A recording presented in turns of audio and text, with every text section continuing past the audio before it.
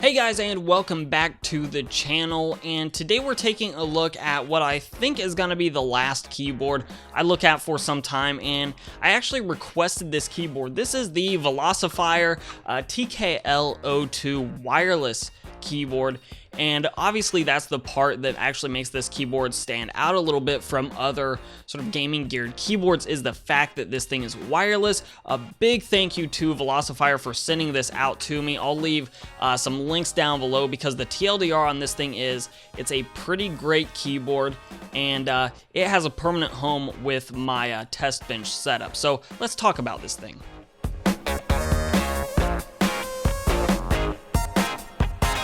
So in a world of everything being RGB, the Velocifier keyboard actually takes a different tact here, and it goes with just a simple white backlight, which is perfectly fine. It's simplistic, it matches pretty much any setup anyways, so I'm okay with it. I don't hate RGB because you can match it to anything and you can always turn lighting off in general, but I am perfectly okay with just white backlighting. What I'm not okay is when you give me RGB rainbow effects that I can't change, like one of the past keyboards I took a look at.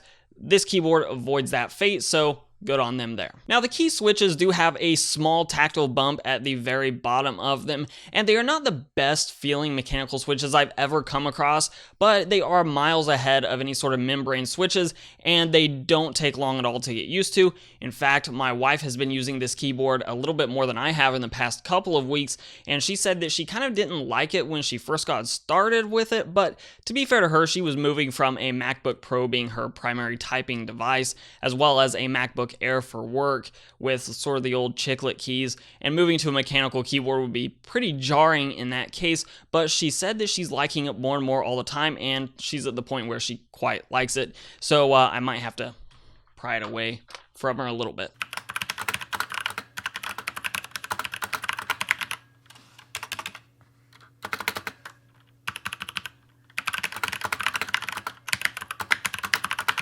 Now, at the risk of breaking this thing, this keyboard is really hefty. In fact, I'm gonna see if you can hear this, but this is dropping it from a height of literally 2 inches.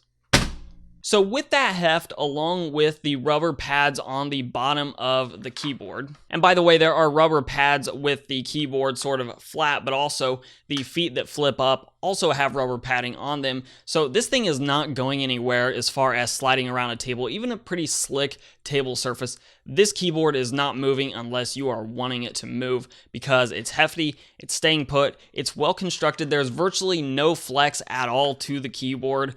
So it's overall well built, well constructed. Everything about the build quality here is pretty top notch. So I can definitely recommend it based on that as well.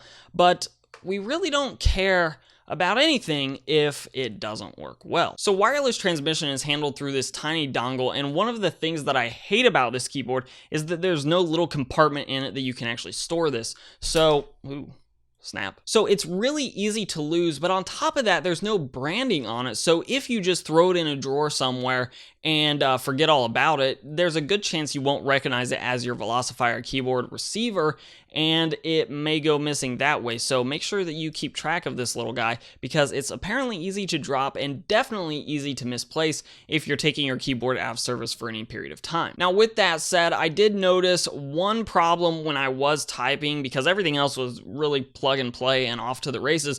The one time that I would notice a little bit of a disturbance with the typing experience was when the battery on the keyboard itself, which is very long lasting. I've had this thing about a month now, and I've charged it fully once, and that was after I used it for a couple of weeks after receiving it in the first place. And yes, I did use it with the backlight on some, the backlight off some, but getting back to the one interruption that I definitely saw while typing was when the battery was low, I would be typing away or gaming away, and a key would stick, just perpetually pressing that key, sort of like holding that key in Windows software. So it's sort of like the interruption between the signal from the keyboard and the wireless dongle was it was just low on battery, and the quick fix was to plug it back in, and it just worked perfectly after that. So it is a little bit of an indication that you'll see it won't just sort of die, at least in my experience.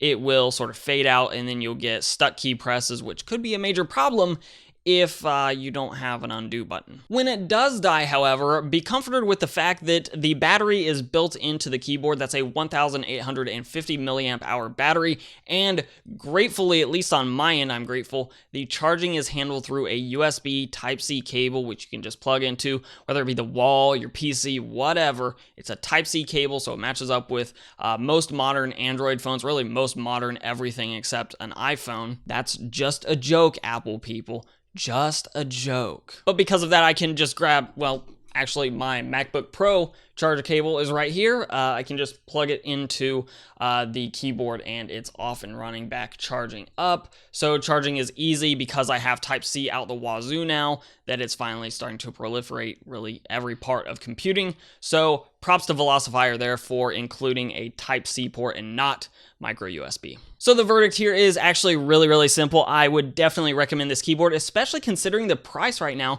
If you go to Velocifier's website, the price is $42 right now, and I will leave a link to that website as well as the Amazon other Velocifier keyboards, though I was not able, at least at the time of recording, I was not able to find this specific model on Amazon. However, if you're looking to save a buck, the Velocifier TKL wireless keyboard is on Amazon for $40, though I would definitely recommend spending a few extra dollars and getting the second version of it. But definitely an easy recommendation. It's finding a permanent home with my test bench because it's easy to just pick it up, move it off the desk if I need to, make more space. However, it goes perfectly with the wireless mouse I use with that setup. And like I said, easy recommendation. But of course, I want to hear from you guys. Do you use wireless peripherals? If you do and you found something that works really well for you, whether it be a wireless keyboard or a mouse, let us know in those comments down below. And as always, if you like the video, hey, give it a like, share, subscribe, comment. All those things help out a lot. I'll leave social media sort of down here as well. And I will also leave a few of my videos from my channel for you to watch next. I'm Shane with Hoosier Hardware, and I'll see you guys in the next video.